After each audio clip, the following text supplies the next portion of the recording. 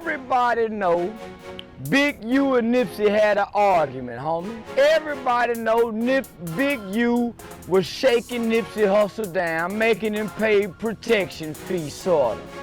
Everybody know that's Big U and Whack 100 game over there, homie. To protection fee.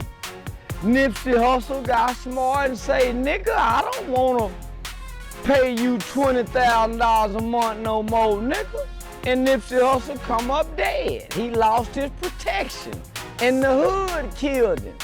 We all know this, homie, just like everybody know the Nation of Islam killed Biggie.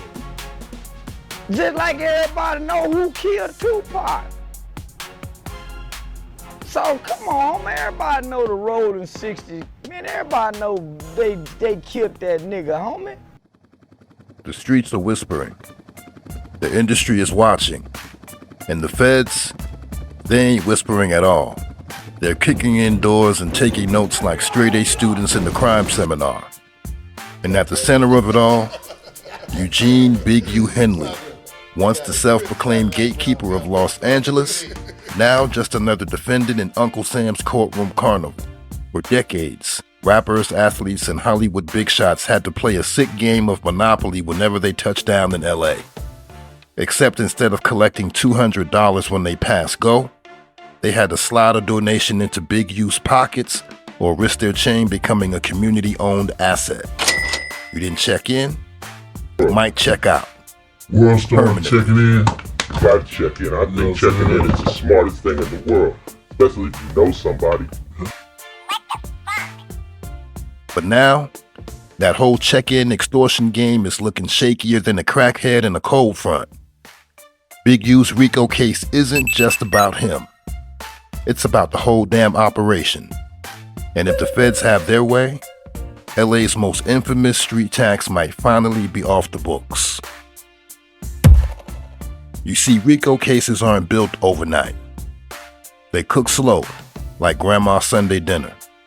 The feds marinate in wiretaps, base their witnesses in plea deals, and serve up indictments hot and fresh. And when they take down a big fish like Big U, they ain't just cleaning the pond. They're draining the whole damn swamp. The industry parasites who've been feasting on fear, whether they were collecting, enforcing, or just conveniently looking the other way, they all got a reason to sweat right now. Because let's be real, if they got Big U, they probably got more names on their list. And the checking game might just become a checkout list. LA, I go respectfully to LA. I think a lot of what I was seeing with LA, it felt impervious to RICOs. We're like, wait, how come these guys in New York, as soon as they claim a gang, and it's a RICO? But we've been hearing on the West Coast, these niggas is throwing up their set, they wearing colors, they're not podcasting and doing it, and we're not seeing these infamous RICO cases. This is really like the first one. And let's not ignore the skeletons this case might shake loose. How many cold cases were just business disputes?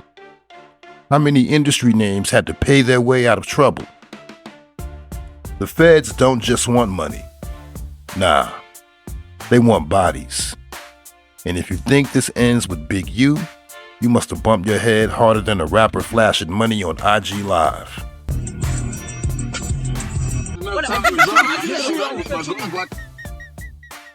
Looking at all these charges on the news, I'm headed back to LA.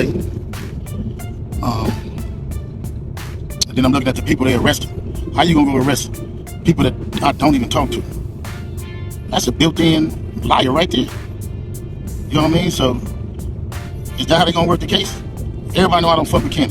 Everybody know I don't fuck with Quick Bank. So if you want to arrest certain dudes, and put them next to me, them are the dudes you gonna have to call themselves turning against me. Well, ain't no turn against me. I ain't going for that. You might well go get 600 and whack. These dudes been saying I did shit all year. So what they doing is... the classic gangster to victim pipeline. First, you're the boogeyman, and you're making everybody bow down before you. Then, when the law comes knocking, suddenly it's a conspiracy. Suddenly it's all a setup, one big injustice. You see, Big U blamed everybody. The feds, Whack 100, loose cannon, brick baby. Hell, I'm surprised he didn't blame the tooth fairy. But here's the real question. What happens to LA's check-in culture when the biggest name in the extortion business is locked up? Who's gonna pick up the shakedown slack? Because let's be honest, this whole pay-to-play system only worked because there was a fear factor. And if Big U goes away for a long stretch, the next generation might not have the same juice to keep the scam alive. So maybe, just maybe, we're witnessing the fall of an empire, the death of a dirty tradition, the end of checking in. Because without a boogeyman, there's just a bunch of dudes yelling threats on Instagram. And let's be real, that's not extortion. That's just a broke man's podcast. Are you fucking show me niggas know I got fucking money, nigga. Right here, nigga. You see what the fuck Guan and fucking show that same shit every day. You got signed and ain't stealing about your mom's a fucking crib. Don't worry about it, bro. My mom is good, bro. I'm not trying. But hey, maybe I'm wrong. Maybe the streets will hold this down. And maybe someone new will step up and fill those size 13 prison slippers. Or maybe, just maybe, LA's rap scene can finally move without a shakedown tax. What do you think? Is the check-in game dead, or will somebody resurrect it like a gangster gospel? Drop a comment, like, subscribe. And if you're ever in LA, well, just keep your location off. So what do you think? Is this the end of the check-in tax? Or do you think more people will get caught up in this RICO case? Go off in the comments. We're checking all of your equipment.